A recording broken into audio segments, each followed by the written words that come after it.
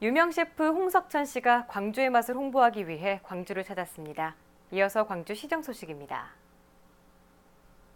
연예계의 유명 셰프로 활약 중인 홍석천 씨가 광주의 맛을 알리는 전도사로 변신했습니다.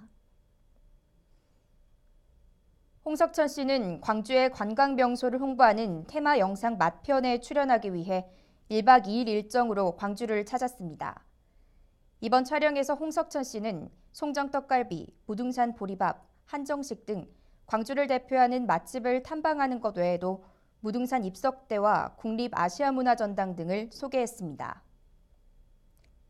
이번에 제작된 영상은 전광판과 각종 SNS 매체를 통해 홍보될 예정이며 홍석천 씨의 개인 SNS를 통해서도 광주의 맛을 효과적으로 홍보할 계획입니다.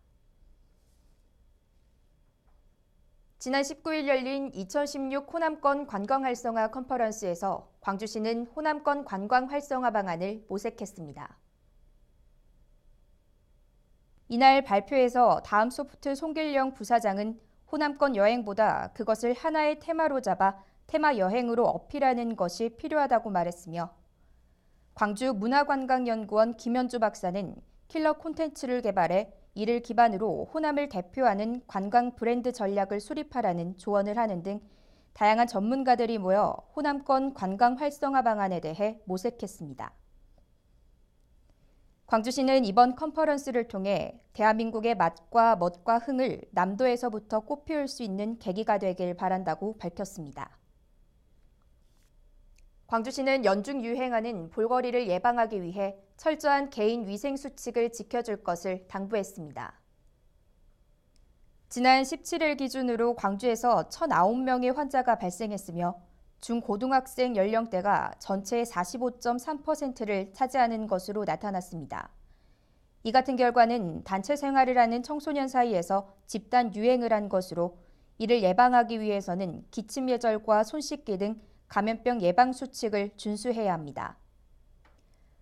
아울러 광주시는 학생들을 대상으로 감염병 예방 수칙 등을 담은 가정통신물을 발송하고 보건교사와 질병 모니터링 참여기관에 환자 발생 시 즉시 보고 및 조치토록 했습니다.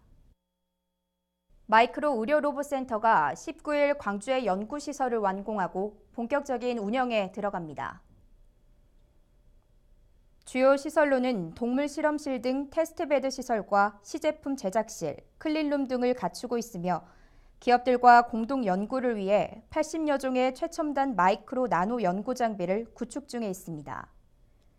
마이크로 의료 로봇 센터는 그간 확보한 기술 연구 성과를 기반으로 제품 상용화 지원 및 미래형 의료 로봇인 초소형 로봇을 한국의 특화 전략 사업으로 육성할 계획입니다. 한편 마이크로 의료 로봇은 고부가 가치 산업으로서 앞으로 한국에 특화된 전략 산업으로 자리매김할 것으로 기대하고 있습니다.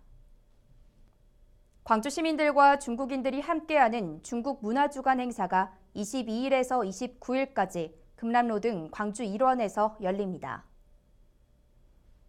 중국과 친해지기 정책의 하나로 마련된 이번 행사는 변검, 기예공연 등 중국 전통 공연과 중국 문화체험 행사, 중국 요리 페스티벌 등이 진행되고 제광 중국인 대상으로는 빛고울 남도 투어, 김치 만들기 체험 등이 있으며 선착순 접수를 통해 참여 가능합니다.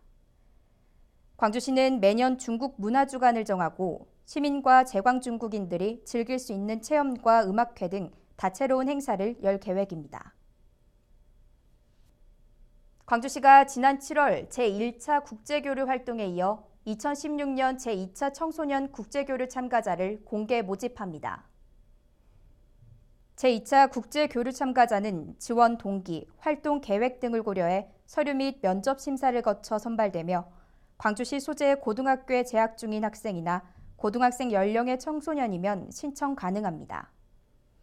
모집 기간은 26일까지며 광주시나 북구 청소년 수련관 홈페이지를 참고하여 이메일 또는 북구 청소년 수련관에 직접 방문 접수하면 됩니다. 선발된 청소년은 오는 11월 22일부터 26일까지 대만 대남시와 타이베이시를 방문해 현지 학교 및 공공기관 방문, 전통문화 체험 활동 등을 펼치게 될 예정입니다.